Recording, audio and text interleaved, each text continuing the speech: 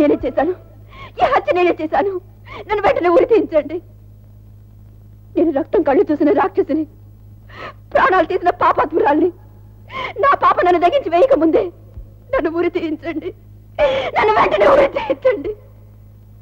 నన్ను వెంటనే ఉరి తీయించండి. చూడమ్మా రజని, నువ్వు న్యాయం కోసం కోర్టుకొచ్చావు. జరిగింది ఏమిటో కోర్టు వారికి చెప్పు. వారు సానుభూతితో పరిశీలించి ఏ పరిస్థితిలో నువ్వు ఈ హత్య చేసావో అర్థం చేసుకుంటారు. వద్దు, నన్ను ఈ పాప నుంచి కాపాడడానికి ప్రయత్నించకండి. నా మీద జాలి చూపించకండి. బ్రతికున్న ప్రతి క్షణం నరకాన్ని అనుభవిస్తున్న నాకు విముక్తి కలిగించండి. యువర్ ఆనర్, నా క్లయింట్ మానసిక పరిస్థితి సక్రమంగా లేనందువల్ల కేసు వాయిదా వేయవలసిందిగా కోరుతున్నాను. గ్రాంటెడ్.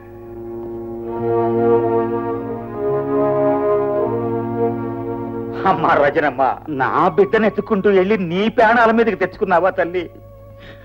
కట్టుకున్న దాన్ని మంచాన పడేశాడు, కన్న బిడ్డని దూరం చేశాడు. ఇప్పుడు నిన్ను కూడా మాకు దక్కనివ్వకుండా అన్యాయం చేస్తున్నాడమ్మా దేవుడు. నీ బిడ్డ నీకు దూరం చేసింది దేవుడు కాదు శివయ్య, ఆ రాక్షసులు. అవును, వాళ్ళే మురళిని దాచేశారు. వాళ్ళని విడిచిపెట్టను. వేనకు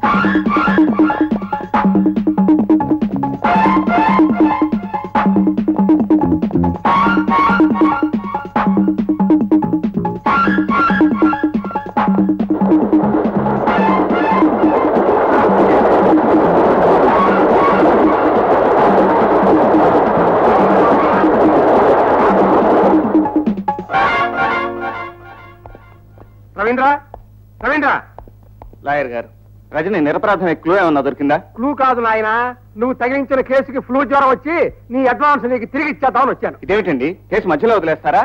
నేను ఈ హత్య చేశాను అప్రభో అని ఆ పిల్ల కోర్టులో అరుస్తుంటే కాదు బాబు అని నేనే వాదించేదయ్యా. ఆవేశపడకుండా అసలు ఏం జరిగిందో వినండి. నేనేం లాభం ఏమిటయ్యా, అంతా ఆవిడ కోర్టులో జడ్జి గారికి వినిపించిందిగా. లాయర్ గారు, తన ప్రాణానికి ప్రాణంగా ప్రేమించిన మనిషికి ద్రోహం చేశానన్న పశ్చాత్తాపంతో ఆమె పడే మోగవేదన మీరు తెలుసుకుంటే ఆమె అలా ఎందుకు ప్రవర్తించిందో మీకే అర్థం అవుతుంది. సరే, రజని నిర్దోషం ఆధారాలు నీకేమన్నా దొరికితే వెంటనే నన్ను వచ్చి కలుసుకో. Thank you sir. వదినా,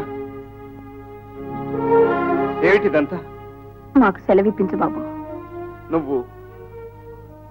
నువ్వు ఇల్లు వదిలి వెళ్ళిపోతున్నావు వదినా?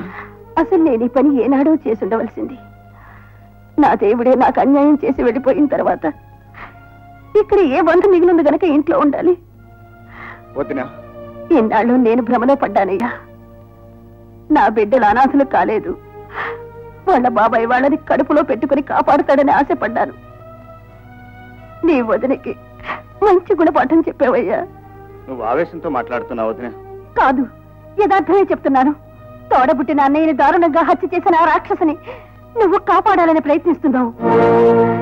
ఇంతకంటే అమానుషం ఉంటుందా? ఈ ఇంటితో నాకున్న బంధం తెగిపోవటానికి ఈ నిదర్శనం చాలదు. నువ్వు పొరపడుతున్నావు వదినా. రజని హంతకురాలు కాదు. దుర్మార్గుడైన ఆ కాళేశ్వరరావు మన కుటుంబం మీద పగబట్టి అన్నయ్యని బలి తీసుకున్నాడన్న అనుమానం.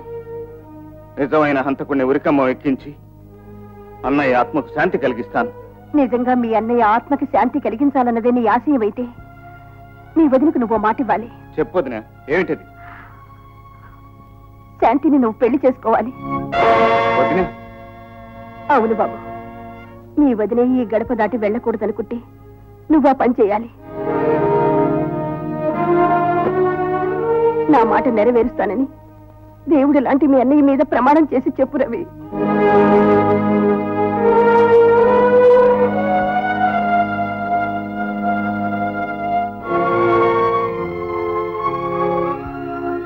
నేను వేస్తున్నది తప్పటడుగని తెలిసినా నీ కోరిక తప్పకుండా తీరుస్తాను వదినా. For more updates, like, comment, subscribe to our channel. Hey darlings, గంటని click చేయడం మర్చిపోకండి.